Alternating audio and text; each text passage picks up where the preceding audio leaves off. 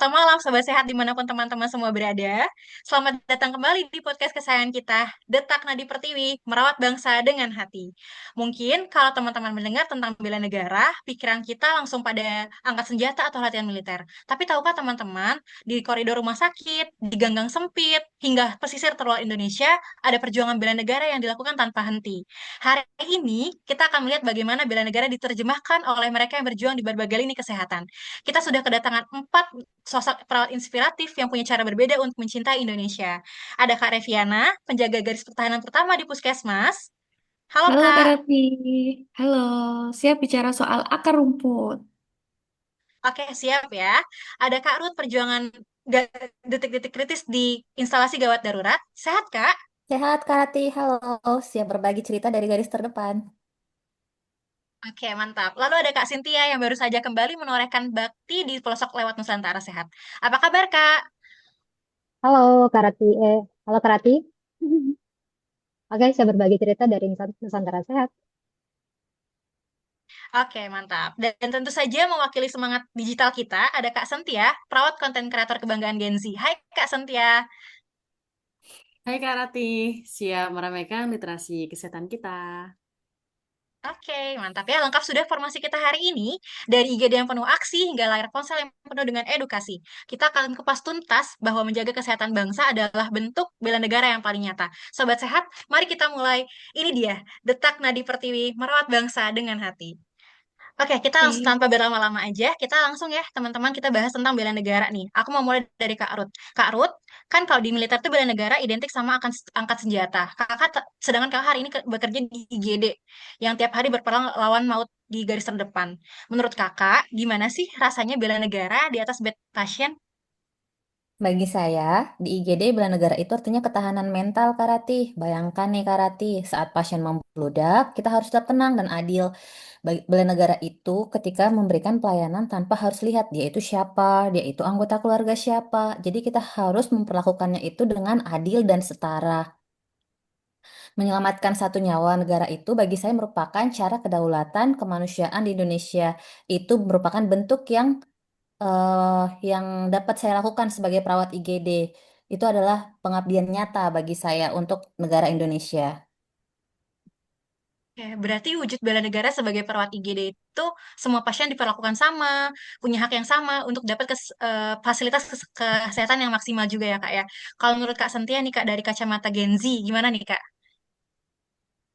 Oke, kalau dari aku sih setuju sama pernyataan dari Kak Ruth ya.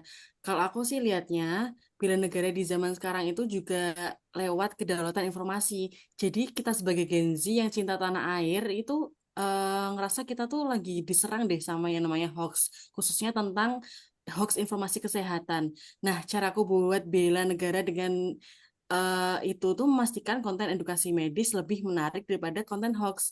Nah, konten edukasi kesehatan itu salah satu bentuk cinta tanah air loh, Kak. Jadi jangan sampai nih masyarakat Indonesia cuma dapat info hoax pengobatan alternatif yang aneh-aneh. Kayak contoh misalnya orang kena patah tulang tapi dia malah ke orang pinter bukan ke dokter ortopedi kayak gitu misalnya.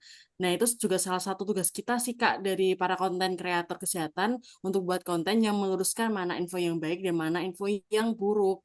Nah, masyarakat yang sehat pemikirannya itu juga otomatis jadi masyarakat yang kuat pertahanannya gitu, Kak Rati.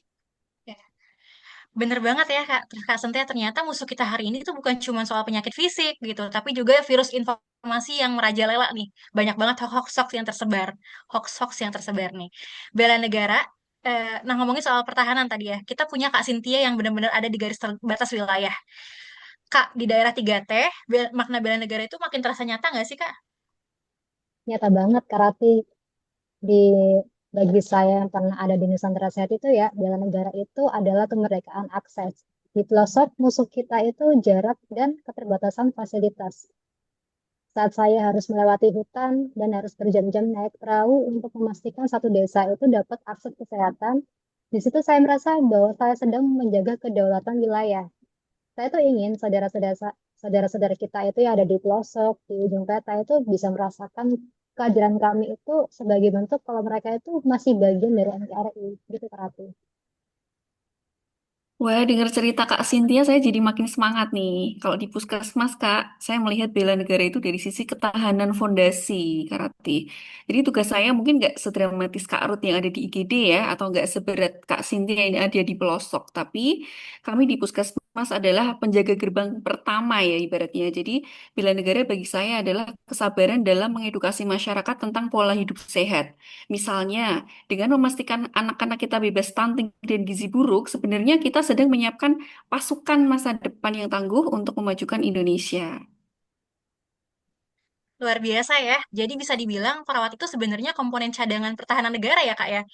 Kak Reviana nyiapin sumber daya manusianya, Kak Cynthia jaga batas wilayahnya, Kak Ruth juga juga jaga stabilitasnya, kritisnya, dan juga Kak Cynthia sebagai benteng informasinya.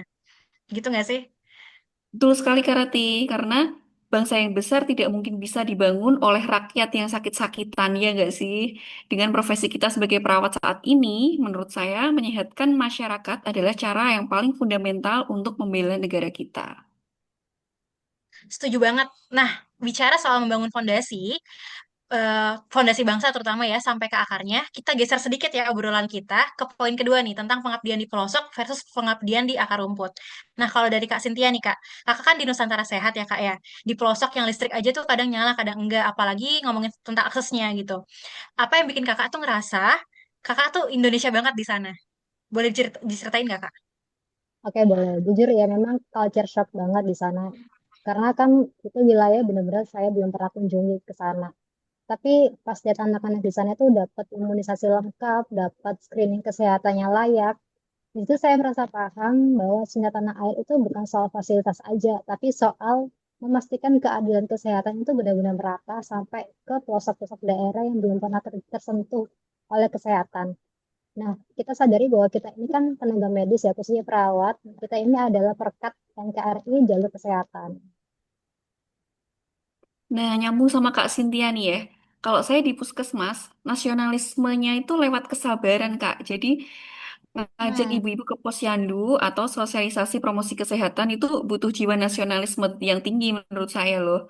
Karena kita kita menjaga aset bangsa yang paling berharga, yaitu salah satunya seperti yang saya katakan tadi ya, anak-anak yang bebas stunting. Itu merupakan investasi buat masa depan Indonesia. Menarik banget ya obrolan kita hari ini. Kak Sintia jaga pagar negara di perbatasan, sementara Kak Reviana juga jaga bibit-bibit bangsa di puskesmas. Keduanya benar-benar nyata bela negaranya. Mungkin dari Kak Sintia ada yang mau ada cerita?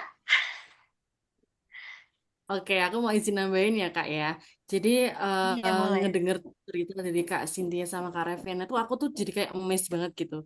Karena aku jadi sadar kalau bela negara itu nggak harus melulu soal hal-hal besar yang ada di kota-kota besar.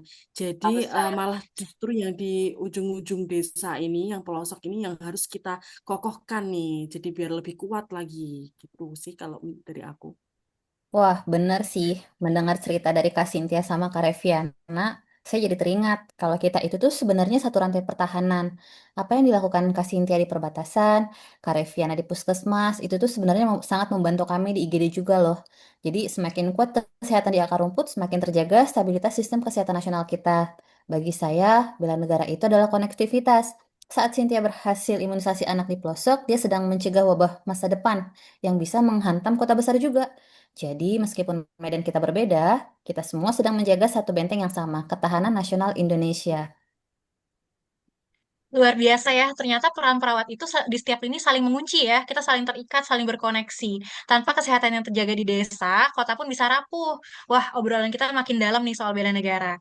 Tapi kita geser sedikit ya, menjalankan misi bela negara ini kan nggak semudah membalikan telapak tangan ya teman-teman semua. Mungkin kakak-kakak pada setuju.